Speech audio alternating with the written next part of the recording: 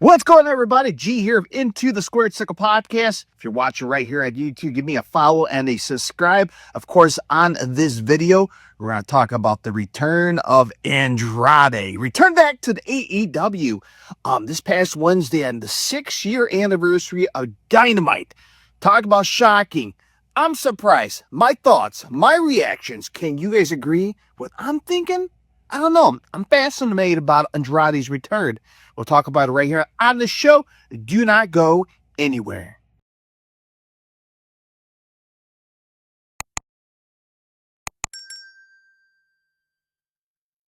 So Kenny Omega managed to cut a promo last night on the 6 years of AEW Dynamite, right? And I mean, where the time goes when 6 years pass by, man. I remember watching the very first episode of AEW Dynamite, in Washington, D.C., the same arena which John Cena is going to retire on December 13th. And of course, that show we seen Cody Rhodes. The very first AEW Dynamite episode, right? They hit 1 million viewers. Everyone was excited. It was a fresh new product, a new company, something as an alternative product that's going to take over the world. And unfortunately, look, the fortunate part is AEW is still around, kicking around, right? Giving the guys and gals jobs, money, and giving them an alternate product. That being said, is AEW out there sweeping the country, stealing the ratings, beating WWE? No, of course not, right? Of course not. 6 years later, they're still around, kicking ass, international style, of course. And, Kenny Omega thanked all the fans last night. And of course, the traditional Kenny Omega, I bid you adieu, mwah, kisses, hugs, bang. And eventually the lights goes out. And I'm like, here we go. The lights goes out. Who's going to show up now, right? You're kind of used to this in AEW. And next Taz and Excalibur is like, oh, well, we got technical production issues here. Yada, yada, yada. The lights came on. Right behind Kenny Omega, a gentleman with long hair and a mask. If you've been watching AEW or watching WWE product, you know this guy somewhat, right? It's the returning Andrade, or Andrade El Idolo, if he's going to come back to AEW under that name, I assume. But Andrade's back. We talked about this here in the podcast a couple weeks ago. What's going on with Andrade, right? He said thank you on social media. There's some rumors that he got let go. What's going on, man? And we talked about this, man. We're like, what's next for Andrade?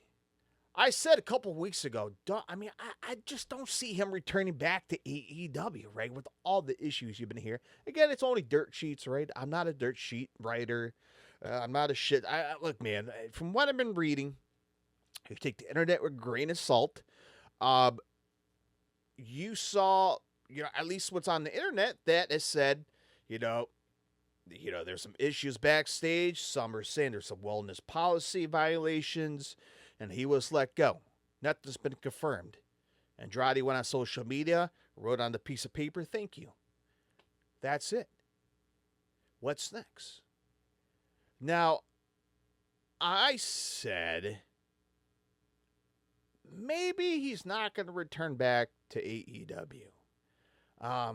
With all these rumors about him punching Sammy Guevara, I'm like, okay, maybe he's not going to return. Maybe he'll return back to CMLL, maybe back in Mexico. Maybe he wants to take a trip to New Japan. I don't know. It's Andrade's decision what he want to do.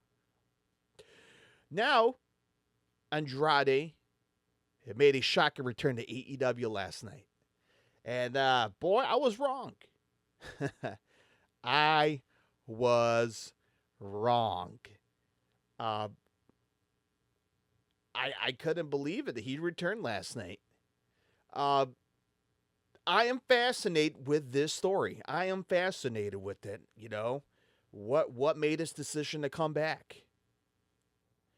The other thing is, did he reached out to Tony Khan and coming back to AEW, or did Tony Khan reached out to him like, hey man, we've been hearing what's going on. Are you interested in coming back? Are you looking for work?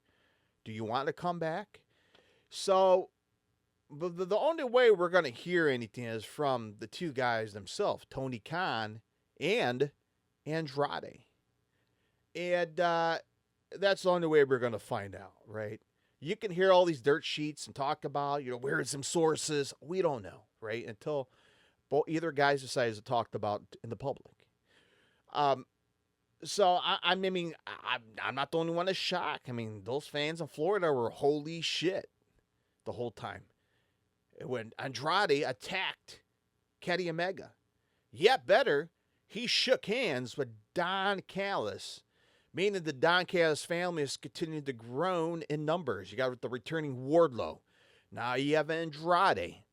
Yet better, you had a heel turn of Hologram, right? A Hologram, of all people, the undefeated streak, right, in AEW. He took the mask off. Now he has a different look, a different image, Hologram. He's more of a darker side. Don Callis family's growing, man. They're going to become a dangerous group. More dangerous than the Paul Heyman group, I guess. I don't know. But we got the returning Andrade.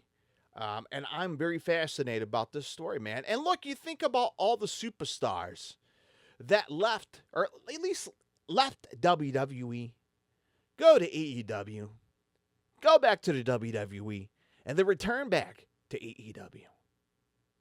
I think Andrade's probably one of the first guys and gals out there that's actually did that returned back to AEW. Some guys are like, yeah, I'm not going back over there. I'm going to stay with WWE. I'm going to retire with WWE. I'm making boatloads of money with WWE.